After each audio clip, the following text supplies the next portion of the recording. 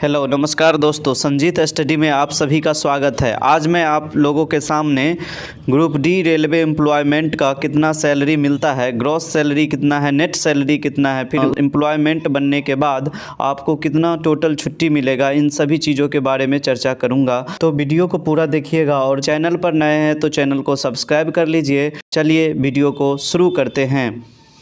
देखिए, ये ECR में समस्तीपुर डिवीज़न के कर्मचारी हैं और इनका जो है 2019 में ज्वाइनिंग हुआ था और 2019 का ये वेतन का पर्ची है अक्टूबर मंथ का। ठीक है, तो चलिए शुरू करते हैं। यहाँ पर देखिए नेम रहेगा, नेम यहाँ पर जो है सो नेम रहेगा, फिर पदनाम रहेगा, डिपार्टमेंट इनका मैकेनिकल है, स्टेशन रक्सौल था। ठीक है, और यहाँ पे आधार उधार दिया रहता है जो कि ये पर्सनल डिटेल्स है, इसको हाइड किया गया है। यहाँ पर डेट ऑफ बर्थ रहता है, फिर कर्मचारी का, और यहाँ पर मोबाइल नंबर रहता है, डेट ऑफ ज्वाइनिंग रहता है, ये सारी चीज़ें बैंक डिटेल्स रहती है। चलिए इसको छोड़ के हम लोग आगे बढ़ते हैं वेतन पे और छुट्टी पर ध्यान रहा नहीं जाता, तड़प ही ऐसी है ना। देते हैं। तो चलिए LAP के बारे में समझते हैं। LAP यहाँ पे लिखा हुआ है, उसके बाद WP डेज क्या होता है, फिर काजुअल लीव क्या होता है, LHAP क्या होता है, इन सभी चीज़ों के बारे में अभी हम चर्चा करेंगे। तो चलिए LAP के बारे में समझते हैं। यहाँ पे ये 15 लिखा हुआ है, चूँकि LAP जो है ये टोटल 30 दिया जाता है, एक साल में 30 दिया जाता है, लेकिन ये छमाही का दिया हुआ है जो कि 15 लिखा हुआ है। ठीक है, और ये LAP जो है अपने कार्य अवधि में आप टोटल 300 बचा सकते हैं। अगर 300 LAP अगर आप बचा लिए ना तो रिटायरमेंट के समय जो है टोटल 300 डेज का पैसा आपको दिया जाएगा। LHAP क्या होता है, तो LHAP होता है लीव हाफ एवरेज पे होता है, और ये सिक छुट्टी होती है जो कि 10 गो यहाँ पर दिया गया है। ठीक है, WP डेज क्या होता है, तो लिव विदाउट पे वाली छुट्टी होती है। लिव विदाउट पे का मतलब है कि अगर आप छुट्टी लेते हैं तो आपको उसका पेमेंट नहीं दिया जाएगा, यानी अब्सेंटी लग जाएगी आपकी। ठीक है, तो ये यानी विदाउट पे वाली हो गई। फिर काजुअल लीव होता है, एक होता है काजुअल लीव यानी CL जिसको कहते हैं, ये टोटल जो है सालाना 10 दिया जाता है। चलिए आगे अब हम लोग देखते हैं वेतन के बारे में। तो ये 31 दिन का इनका जो है सो वेतन बना है, 31 दिन का वेतन, ड्यूटी डेज 31, और ग्रॉस पे की बात करें तो 24,500। लेकिन इतना वेतन आप लोगों को नहीं मिलेगा, इससे ज़्यादा मिलेगा। लगभग जो है ना बात करें तो 27 से 28 हज़ार तक का वेतन आप लोगों को देखने को मिलेगा। ठीक है, तो उसको हम समझाएंगे। चलिए आगे समझते हैं।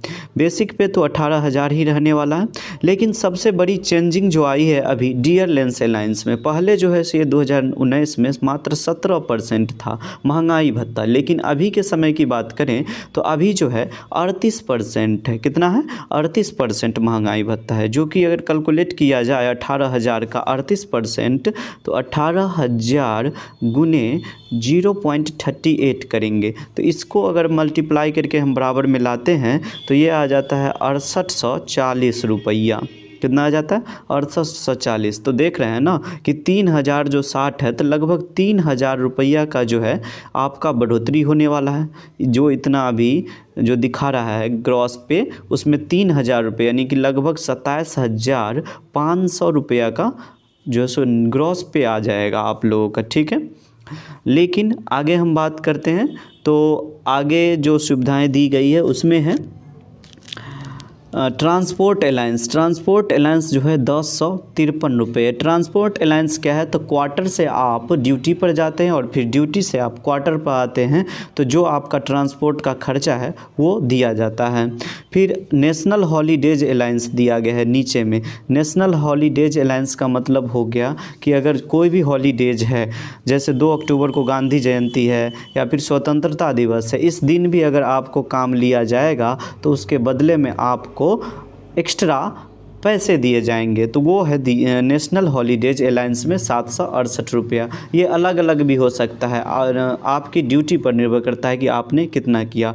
और इसके साथ ही अगर हम बाद में आप लोगों को 2022 वाली सैलरी भी दिखाएंगे, जो कि 3 साल के बाद कितना हो जाता है वो भी आप लोगों को दिखाएंगे। ठीक है, लेकिन इसमें थोड़ी सी और चर्चा कर लेते हैं। तो कटौती की बात अब करते हैं। तो कटौती में है रेलवे एम्प्लॉयज़ इंश्योरेंस स्कीम, ठीक है। इसमें 9 रुपया काटा गया है। चूँकि इनका बैंक अकाउंट जो है शुरुआती दौर में एनपीएस के लिए नहीं काटा गया है, बैंक अकाउंट नहीं खुल पाया था, जिसके कारण एनपीएस नेशनल पेंशन स्कीम के तहत जो पैसा काटा जाता है वो नहीं काटा गया है, ठीक है। चलिए अब 2000 तो ये जो है सो 2019 में जब ज्वाइनिंग हुई थी उस समय की सैलरी है जो कि हम बता दिए लगभग 27,000 से 28,000 चला जाता है महंगाई भत्ता बढ़ने के कारण। तो इतना ही आप लोगों को देखने को मिलेगा फर्स्ट सैलरी, ठीक है। लेकिन बाद में जाकर 2-3 साल के बाद की जो सैलरी की बात करें तो वो लगभग जो है सो आपका चला जाएगा 35 से 36,000। वो कैसे चला जाएगा तो उसकी भी चर्चा अब हम लोग कर लेते हैं। तो बेसिक पे जो है सो आपका बढ़कर हो जाएगा 19,700, ठीक है। और फिर डियरलेंस अलायंस की बात करें महंगाई भत्ता की, तो वो जैसे यहाँ पर 6698 जो दिया हुआ है तो ये 6698 34% का है, लेकिन अभी 38% है। तो उसके हिसाब से बात करें तो अभी जो आपका हो जाएगा वो 7400 लगभग जो हो जाएगा 7486 रुपया हो जाएगा, यानी 7486 रुपया हो जाएगा। फिर तो ग्रॉस पे में जो है लगभग कितना की बढ़ोतरी देखने को मिलेगी 2,000 रुपये की, 2,000 रुपये की लगभग बढ़ोतरी देखने को मिलेगी जो कि 38,000 तक चला जाएगा। फिर हाउस रेंट अलायंस की बात करते हैं। तो हाउस रेंट अलायंस क्या होता है, तो हाउस रेंट अलायंस जो होता है क्वार्टर के लिए दिया जाने वाला पैसा होता है। जिनको अगर क्वार्टर नहीं मिला है तो उन्हीं को ये सुविधा दिया जाता है पैसे का। और ये क्वार्टर की जो सुविधा होती है यानी इस हाउस रेंट अलायंस जो होता है अलग अलग महानगरों के हिसाब से काम करता है, वो सिटी पे निर्भर करता है। अगर आप बड़े शहरों में रहते हैं तो ये 1800 नहीं दे करके लगभग 4 से 5,000 तक भी देखने को मिलेगा। जैसे आप बड़े यानी मुंबई में या दिल्ली में ऐसे नगरों में रहते हैं तो इतना 4 से 5,000 तक भी मिलेगा, ठीक है। ट्रांसपोर्ट अलायंस जो है सो 1206 रुपया बना है, ठीक है। महंगाई भत्ता के हिसाब से ये ट्रांसपोर्ट अलायंस भी बढ़ गया है। नाइट ड्यूटी अलायंस जो होता है, अगर नाइट ड्यूटी अगर आप करते हैं तो उसका भी आपको अलग से बेनिफिट देखने को मिलता है। फिर से अगर नेशनल हॉलीडेज की चर्चा तो हम कर ही चुके हैं, लेकिन ये यहाँ देखिए ड्रेस अलायंस है। यहाँ पर ड्रेस अलायंस जो है, ड्रेस अलायंस एनुअल है, ये 5,000 रुपया है। ये आपको जुलाई मंथ में ही देखने को मिलता है जो ड्रेस खरीदने के लिए दिया जाता है। अब कटौती की बात करें तो समस्तीपुर डिवीज़न डायसेस्टर रिलीफ फंड, ये कोई फंड है डिवीज़न के द्वारा बनाया गया था, उसके तहत 50 रुपया काटा गया। उसके बाद है रेलवे एम्प्लॉयज़ इंश्योरेंस स्कीम, इसके तहत जो रेलवे में एम्प्लॉयज़ हैं उनको ये स्कीम दिया गया इंश्योरेंस का, उसके तहत 30 रुपया काटा गया है। और एनपीएस स्कीम के तहत जो है 2640 रुपया काटा गया है। शुद्ध वेतन जो इनकी बात करें तो इनका बना था जुलाई मंथ में 2022 में 33,732 रुपया, लेकिन 33,732 रुपया बना था। लेकिन आप लोगों की बात करें तो इसी में 33,700 है ना, तो इसमें लगभग 2,000 रुपये आप ऐड कर दीजिए। क्यों, तो ये डियरलेस अलायंस जो सो बढ़ा हुआ है, तो लगभग आपका आ जाएगा 35,700 रुपया। इतना जो है सो 2-3 साल के बाद आपको देखने को मिलेगा। तो धन्यवाद दोस्तों, मैंने आपको सैलरी स्लिप के बारे में बता दिया। तो वीडियो पसंद आया हो तो वीडियो को लाइक करें और चैनल पर नए हैं तो चैनल को सब्सक्राइब करें और उन सभी दोस्तों के पास इस वीडियो को शेयर करें जो अभी फिजिकल की तैयारी में लगे हुए हैं। उनको यह सैलरी स्लिप देखकर एक मोटिवेशन मिलेगा और वो फिजिकल की तैयारी मन लगाकर करेंगे। तो धन्यवाद दोस्तों।